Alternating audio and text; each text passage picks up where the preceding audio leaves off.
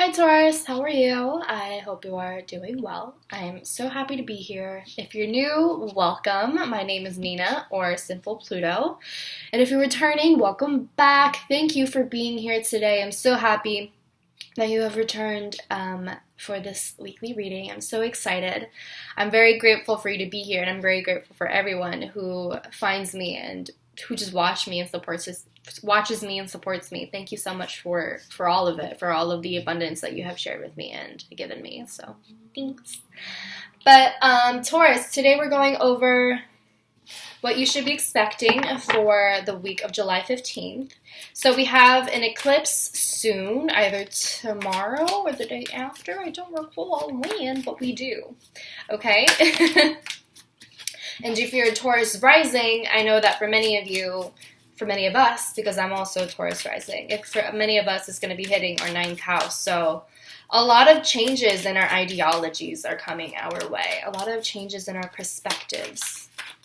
So I'm very excited. Okay? So Taurus, we're going to be talking about what you should be expecting for the week of July 15th. This is going to apply to Taurus Sun, Moon, and Rising in Tropical and Sidereal. So make sure to check both. If you like the video, let me know down in the comments below. Like the video, share, subscribe, hit the bell notification if you so desire. If I can speak. If you want to book a personal reading with me to get further insight, you can do so at sinfulpluto.com. I actually revamped my website and I'm so proud of it. I know that Tauruses and Libras are going to freaking love it because it's so Venusian. I'm so excited. I am so deeply in love with it now. I just so happy and so grateful. But anyways, if you want to find me on social media, you can do so at on Twitter and Instagram at Sinfulpluto. I post little messages specifically for the signs, not every day, but they're like small little snippets of stuff if you're interested in that. So go check that out on my Instagram, and on Twitter I just shitpost. But yeah, okay, so let's go ahead. The cards clearly want to talk, so let's just get into it, okay? So, Taurus, what's in store for Taurus the week of July 15th?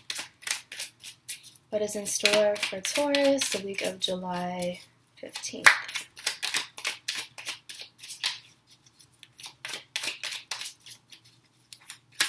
See, now that I'm... Nope, there you go. Speaking too soon.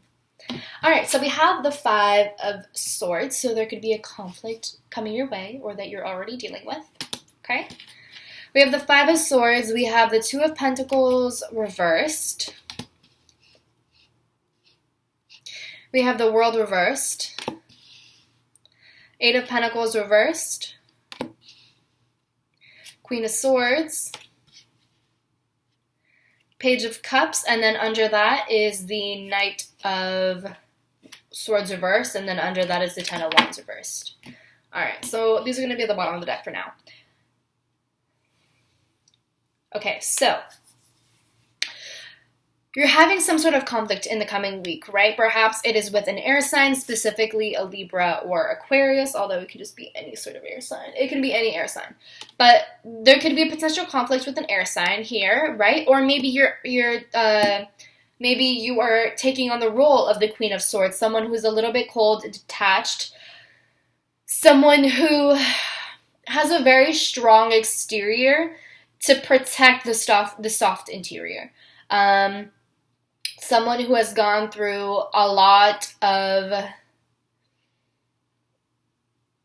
tumult in their life, a lot of tumultuous events in their life, and that is why they have become so cold or detached, right? So maybe you're dealing with that, or maybe this is just you. Someone, I mean, there is, what is this? I think this is an ox. I hope it's an ox. If not, then I just look silly. But that's an ox or a bull, right? So this is you. So maybe there's a companion of yours, right? Maybe you're the companion of an air sign, right? Perhaps you are a companion. Maybe, I feel like for some of you, maybe you live together. It could be like a parent of yours, but I just more so see like some sort of roommate. But anyway, so you could be dealing with someone who's a Queen of Swords, or you would take on the role of the Queen of Swords. So and there's some sort of conflict with that. And I feel that this conflict has been dragged out for quite a while, especially with the World card reversed, talking about unfulfilled cycles and a lack of closure. And it feels like this is not the first time that this has happened. Maybe you're dealing with an Aries, because this is a little bit similar to what's going on with Aries, where there's some sort of conflict that hasn't really been resolved. And it kind of just feels that there's definitely an imbalance here with the Two of Pentacles reversed. It could just be that with the Two of Pentacles reversed, it can just be that maybe you or the other person overestimated themselves. You overestimated yourselves. Because with the Two of Pentacles reversed, this to me is someone who spreads themselves out a little bit too thin, who takes on a little bit too many responsibilities, right? Someone who is juggling a lot at a time and they don't know what to do. It could also just signify someone who doesn't know what decision to make, someone who is avoiding making some sort of decision.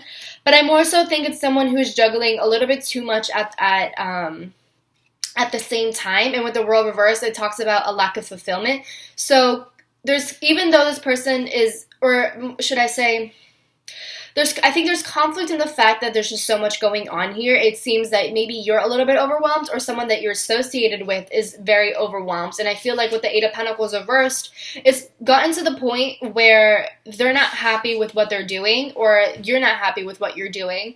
The Eight of Pentacles reversed is, there's not really a stable foundation here, and I know that's something that you really enjoy, but this also signifies you're doing something for another person. You're doing something either to impress them, or you're not doing it for yourself anymore. It's become more of an obligation than the thing that you're happy to do, if that kind of makes sense. And it also kind of feels like no matter what you do or no matter what you build, it kind of just like falls apart. It can also be, for some of you, I feel that maybe someone isn't really appreciating you for what you provide with this Eight of Pentacles reversed, or maybe you're not appreciating what someone else provides for you. It could go either way, vice versa. So reverse the roles as they correspond to you. But there's that kind of thing. There's kind of the sense of someone not really being appreciative of the work that's being put down, of the shelter that is being put over their heads, right? And there's obviously this lack of fulfillment with the World reversed, not necessarily in the sense of a cycle being completed, which is also the case where it is the case of a lack of fulfillment in the sense that, the cycle just keeps on being repeated and it's not being closed, and there's no closure. But also more so the fact that someone isn't just appreciating it. There's a sense of just kind of like not being acknowledged for your work. There's not really any sort of recognition for the work that you're putting in. It could also be that maybe you're trying to teach someone the right way, or what you believe is the right way, but they're not really paying attention to you. It's almost like they kind of would rather focus on drinking or partying or having a good time, being with other people. I feel like they're kind of taking advantage of the things that you give them, so to speak, right? Because, you see the Page of Cups, right? And you see this person drinking all of the water and they're not sharing. So it's almost this sense of selfishness, someone who doesn't really acknowledge or care to share with anyone, someone who doesn't really acknowledge that. I don't want to, actually, no, let me backtrack. It's someone who is just kind of being spoon-fed everything, and they didn't really have to work for anything. They just take and take and take and take. Eight of Pentacles reversed, where there is a lack of, they take everything and they don't acknowledge what is going on. I feel that for some of you who are parents, I feel like this could be what's going on between you and your children, or it could just be that you are the child who is doing this and you're not acknowledging your parent for all of the work, all of the hard work that they're putting in. And then with the Knight of Swords reversed, this is someone who is they have a very sharp tongue. They're moving very aimlessly. They're moving very impulsively. They don't have any sort of direction. They're just going into things blindly and then trying to fix things later. So this to me is someone who is very unaware of what they're doing. This to me can signify the person who is kind of taking advantage of the provider in a sense. So you could either be the provider or the one who, what's the opposite of a provider? A taker? A receiver. So you could either be the receiver or the provider. It's all, it changes. Energy isn't linear, whatever. So it could be that whoever the receiver is, they're just going into things blindly. They're not taking into consideration anyone else's feelings other than their own. They're being very emotionally immature. They just want things for themselves. They're just being very selfish, it feels like. While on the other hand, the provider is very,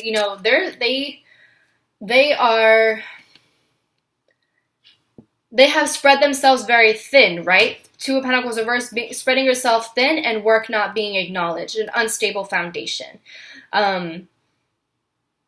Doing something for other people, not really for yourself, right? But it kind of feels like, in a way, there's a little bit of complacency here because there hasn't really been any sort of change. It's almost like either you or the other person hasn't spoken up. So it's like, how is change supposed to be had or made if no one is speaking up? And if you have spoken up, maybe you haven't been adamant enough about this change, or maybe you haven't really shown them what they're really taking advantage of, and you haven't shown them what it is that they're being ungrateful for. Does that kind of make sense? I hope that makes sense. So that's one thing. But with the Knight of Swords reverse, it's just someone just going into things blindly, rushing into things blindly. They're not taking into consideration the potential outcome of anything, right? It's very immature. It's very, very young, very immature, just very childish, essentially.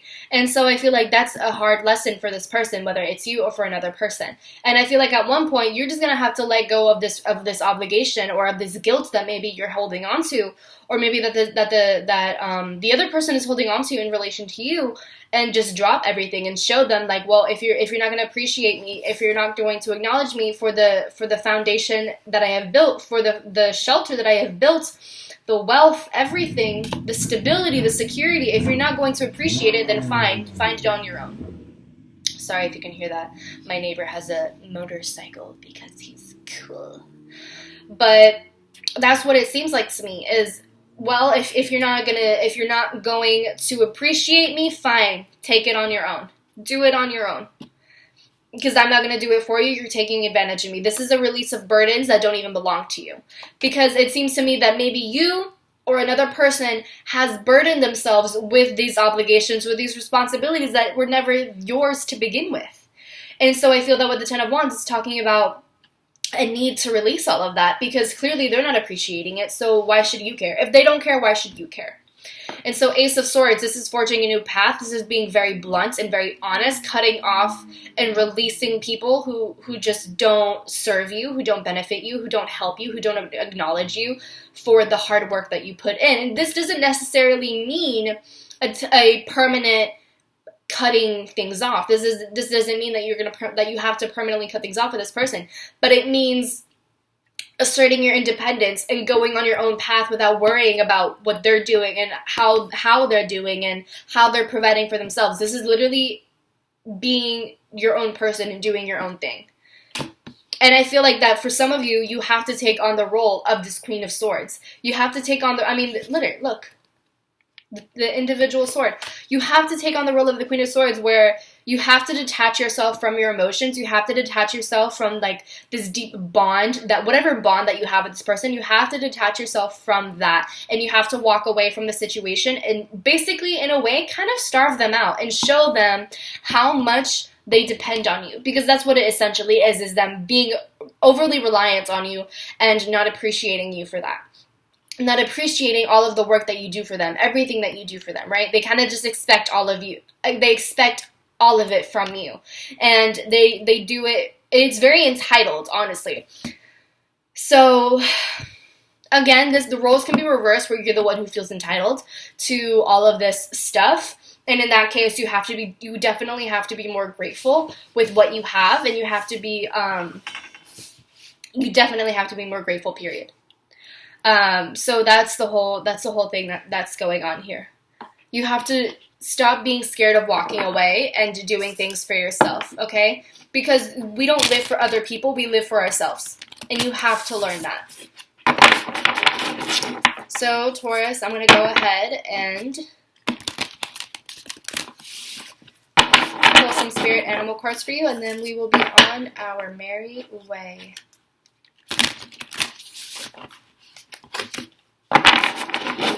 All right. What message does Taurus need to hear at this time? What message does Taurus need to hear at this time? Whoa, okay. Bro, I knew this card would fall out. I knew this card would be out. Vulture Spirit, nothing is wasted. I saw it and I knew. Okay. Brown Bear Spirit, take time out. Yo, I'm so serious right now. You need to take time out. You might also need to be working on, you might also need to work on your throat chakra, I believe, because it's blue. Blue and green. So work on your throat chakra and your heart chakra, okay? Work on those two chakras this week. Either because they're underactivated or they're overactivated. So definitely work on those. You can look up meditations on YouTube. Literally just look up like throat chakra meditation or heart chakra meditation. You'll find a bunch of stuff. So but here's the message. Take time out. This is literally saying that you need to walk away. You need to walk away from the situation. Stop trying to make things work. This is very similar to the Cancer reading from last week where I was saying that Cancer needs to stop trying to work something out that they know is fated to not necessarily come to ruins, but it's fated to not work out in a sense. Because Cancer has a tendency, it's not necessarily self-sacrificial, but it's more so a pride thing where they don't want to admit that they're wrong. But also they want to make the other person look guilty. They try to guilt trip the person and then it doesn't work because the other person literally doesn't care. But that's similar to what I think is going on with you, Taurus, where you are trying to make something work. You try to fit two puzzle pieces together and they're not supposed to fit together. And I think that is what's going on. And so you need to take time out so that you can have a new and fresh perspective and so that the other person realizes how much work you put into this relationship, whether it's like a family relationship, like a mother-daughter, whatever, or if it's a work relationship, it's a friendship, if it's a romantic relationship, a business partnership, whatever this is, you have to walk away from this and take time out and worry about yourself.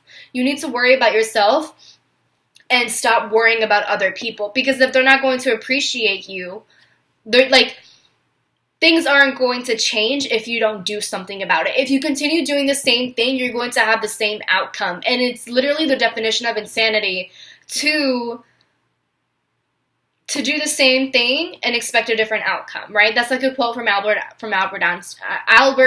Einstein. So you have to take time out for yourself because it's almost like if you don't appreciate yourself and if you don't appreciate your own time and if you don't stand up for yourself and if you don't kind of expect other people to respect you, then they're not going to. If you don't enforce people to respect you and to be grateful for you and all of that and to just be nice and everything, they're not going to.